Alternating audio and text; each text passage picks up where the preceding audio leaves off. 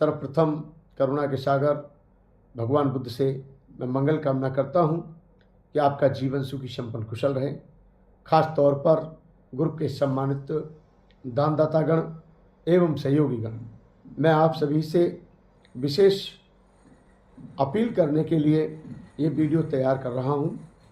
मुझे आशा ही नहीं बल्कि पूर्ण विश्वास है, अब तक जो भी कार्य हमने हाथ में लिया है उसका उपासक गणों ने बढ़ चढ़ के सहयोग करके उस कार्य को पूरा किया है। चाहे वो बौद्ध या मुक्ति आंदोलन क्यों ना सही, या फिर दिल्ली का संगाराम बुद्ध विहार, या फिर अब जो वर्तमान में हम बोधगया की ज़मीन के कर्ज से जूझ रहे हैं। जी हाँ, हम विगत 6 वर्षों से मेहनत कर रहे हैं। हालांकि अफसोस भी होता है कि 6 साल इसमें लग गए। कुछ और भी कारण थे। उपासकों ने अपना फर्ज अदा किया, सहयोग किया। देखिए, दान का प्रक्रिया इसी प्रकार से होती है, क्योंकि हमें नए उपासकों को तैयार भी करना है और उनसे सहयोग भी लेना है और उनको आगे तक के लिए जोड़ना भी है। तो सहयोग अपने स्तर पर सभी कर रहे हैं। अब जो वर्तमान की स्थिति है, कई उपासक मुझसे कहते हैं कितना कर्ज बचा, कितना कर्ज बचा। तो मैं आप लोगों की जानकारी के लिए बता दूं, ग्रुप के सम्मानित सदस्यगणों को अवगत कराना मेरा कर्तव्य है कि जो कर्ज है अब टोटल जो बचा है वो 6,73,000 रुपये बचा है, क्योंकि हमने जिनसे लिया था उन सबका जा चुका है। 3 लाख रुपये गाड़ी के लिए उपासक गणों ने दिया था। आदरणीय संदीप कुमार, वरिष्ठ सामाजिक कार्यकर्ता लखनऊ, और लालजीत जी जो रेल विभाग में हैं, हमारे उपासक जी लालजी आनंद, उन्होंने भी इसमें सहयोग किया था गाड़ी के लिए। ज़मीन में तो किया ही है, लेकिन गाड़ी के लिए भी किया है। और एक हमारे बाजाले साहब हैं, भारत सरकार में वित्त मंत्रालय में अधिकारी हैं, समय समय पर सहयोग करते आए हैं। ज़मीन के लिए भी 2 बार किया और गाड़ी के लिए भी दिया। लेकिन अब हमारे सामने, मैंने ही अपनी टीम के सामने बात रखी, कुछ अनुभवी उपासकों से बातचीत की, तो हमने ये प्रथम पैराइटी जो थी हमने उसको दी कि जिनसे हमने उधार लिया था उनका वापस होना चाहिए, क्योंकि कर्ज शब्द अच्छा नहीं लगता। अभी ताराचंद दोहरे साहब से मेरी बात हुई, चीफ इंजीनियर, रिटायर्ड हो गए हैं PWD से, और भी इसमें बहुत सारे सक्रिय हमारे अधिकारीगण हैं, जैसे SP सिंह साहब हैं, RP सिंह साहब हैं, और आदरणीय उपासक विजेंद्र सिंह जी हैं, सगवा सिंह राम खिलाड़ी जी सब, और सुरेंद्र बौद्ध जी, और भी रामजीत, डॉक्टर रामजीत जी, और भी ऐसे बहुत उपासक हैं। लेकिन जिस दिन ज़मीन खरीदने का प्रथम अध्याय समाप्त हो जाएगा, उस दिन हम विधिवत रूप से जिन जिन की भूमिका रही है, हम बाकायदा प्रेस कॉन्फ्रेंस करके हम उनका आभार प्रकट करेंगे, और उनका आभार सदैव हमारे मन में रहेगा। परंतु ये सच्चाई है कि एक बौद्ध भिक्षु के ऊपर कर्ज शोभा नहीं देता, और बार बार मुझे संदेश देने में थोड़ा बुरा भी लगता है कि एक मैं दे रहा हूँ कि अभी कर्ज इतना रह गया, उतना रह गया। तो जिम्मेदार और जो अपना कर्तव्य समझते हैं वो मेरी भावनाओं का सम्मान करते हुए सहयोग कर रहे हैं। बाकी ग्रुप में बहुत से लोग हैं, तरह तरह की बातें करते हैं, कोई बात नहीं, हमें उन पे नहीं जाना है। हम ये कहना चाहते हैं सबका स्वागत है, परंतु मैं सबसे अपील करूंगा कि अब ज़्यादा कर्ज नहीं बचा है। कल हमारे आदरणीय उपासक बादली जो दिल्ली से हैं, समयपुर बादली से, इंजीनियर SK गौतम साहब, वो भी बार बार हमसे कह रहे थे कि भंते जी, हम ये चाहते हैं कि अब ये कर्ज का जो मैटर है ये जल्दी से जल्दी क्लोज हो। बात सही है, कुरील साहब से भी हमारी इस विषय में बात हुई है। तो मैं इन्हीं भावनाओं को रखते हुए मैं लखनऊ आया हूँ। कुछ लखनऊ से सहारा मिलेगा, और इधर हमारी टीम, खास तौर पे जो प्रज्ञा भूमि ट्रस्ट के संरक्षक हैं डॉक्टर रामजीत सिंह जी और विजेंद्र सिंह जी, ये दोनों बहुत अच्छा प्रयास कर रहे हैं। डॉक्टर राही साहब के साथ मिल करके अच्छा प्रयास कर रहे हैं। NC गौतम है, वहाँ की पूरी टीम मतलब लगी हुई है, और हम कोशिश कर रहे हैं कि जैसे आज मेरा जन्मदिन है, मैं जन्मदिन में बिलीव नहीं करता हूँ, ना ही मुझे जन्मदिन मनाने में कोई रुचि है, स्पष्ट कर दूँ। मैं उस जन्मदिन को ज़्यादा अच्छा मानता हूँ जिस दिन मेरा चीवर में नया जन्म हुआ है। तो 21 सितंबर 2025 को मुझे बौद्ध भिक्षु के जीवन में 23 साल होने जा रहे हैं। 23 साल का अनुभव जो है मेरा कुछ ऐसा ही है, पर मैं ये चाहता हूँ कि उस दिन मैं जो चीवर में मुझे 23 साल होने जा रहे हैं, मैं उस दिन अपने आप को ये गौरवान्वित महसूस कर सकूं कि आज ज़मीन खरीदने का प्रथम अध्याय समाप्त हुआ और मैं कर्ज से पूरी तरह से मुक्त हुआ। क्योंकि जिनसे मैंने लिया है वो मुझसे बोलते हैं और उनका बोलना जायज़ है। मैं उनको धन्यवाद देता हूँ, विशेष साधुवाद देता हूँ कि उन्होंने वर्तमान उस समय की स्थिति को देखते हुए हमें उधार दिया। आजकल कौन किसको उधार देता है? दिया हुआ रुपया तो वापस मिलता नहीं है, आप भी जानते हैं। और दान तो खैर आप सब अपने स्तर पर कर रहे हैं, साधुवाद के पात्र हैं। परंतु उस समय की सिचुएशन थी और मैंने ये ग्रुप में डाला था, और उस समय हमारे कुछ अधिकारियों ने कहा जैसे भी हो अब तो रजिस्ट्री होनी चाहिए, और क्योंकि बाद में सब चलता रहेगा। तो उस समय हमने लगभग 36,55,000 रुपये उधार लिया था। हालांकि लिया तो 32 लाख था, लेकिन बाद में ज़मीन फालतू निकली थी जिसका हमने 4,55,000 रुपये बाद में भुगतान किया, तो वो भी हमने उधारी लेके किया था।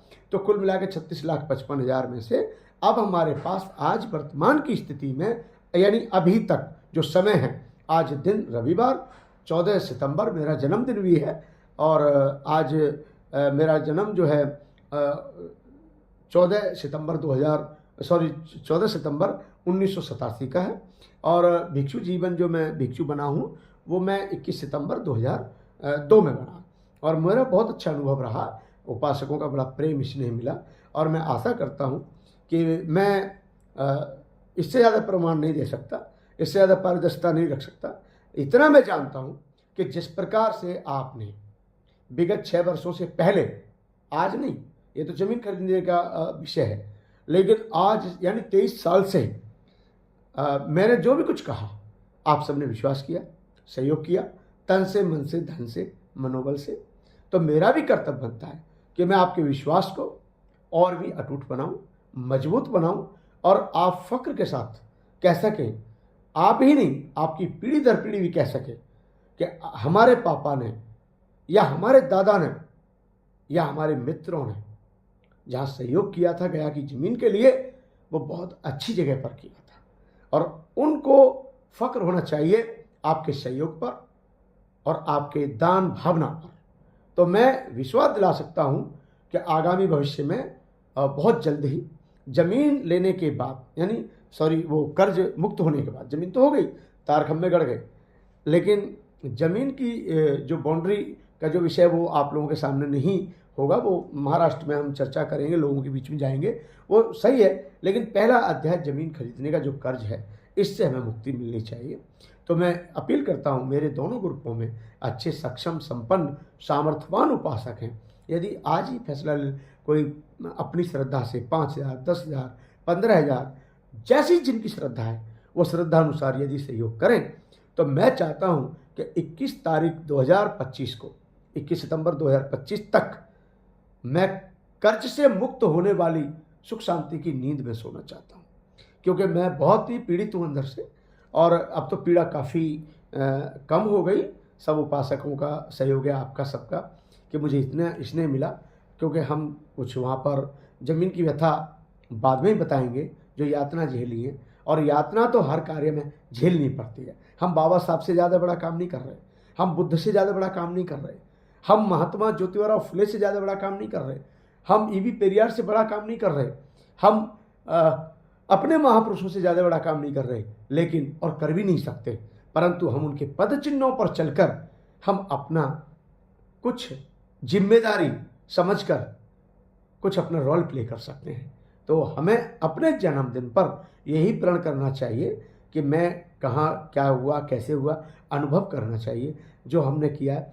तो 21 सितंबर 2025 बहुत नज़दीक है, और मैं ये चाहता हूँ कि 21 सितंबर 2025 की शाम को 5 बजे हम संगाराम बुद्ध विहार पर प्रेस कॉन्फ्रेंस करेंगे, बड़े पैमाने पर करेंगे, और उसमें जिन जिन उपासकों का विशेष योगदान रहा है और जिस स्तर पर भी रहा है, हम आभार प्रकट करना चाहेंगे, और सदैव आपके प्रति हमारे मन में हमेशा आदर भाव रहेगा, और प्रज्ञा भूमि ट्रस्ट सदैव आपका आभारी रहेगा, और आप ही सब उसके जिम्मेदार हैं। मैं तो एक माध्यम हूँ।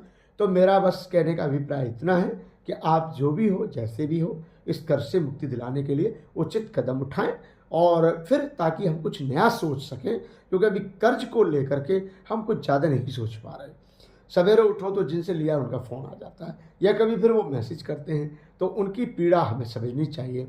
और अब बहुत समय हो चुका है, अब मजाक भी बन चुका है। अब आप सबके होते हुए मेरा मजाक बने, आप सबके होते हुए हमारे ट्रस्ट की हंसी उड़ रही है, तो ये शायद हमें अच्छा नहीं लग रहा। तो आपके थोड़े थोड़े योगदान से यह कल्याण हो सकता है हम कर्ज मुक्त 24 घंटे के अंदर भी हो सकते हैं। कोई बड़ा काम नहीं है, बस मन में प्रण होना चाहिए। कल का बहुत अच्छा मैसेज गया है, कल सभी दानदाताओं ने सहयोग किया है।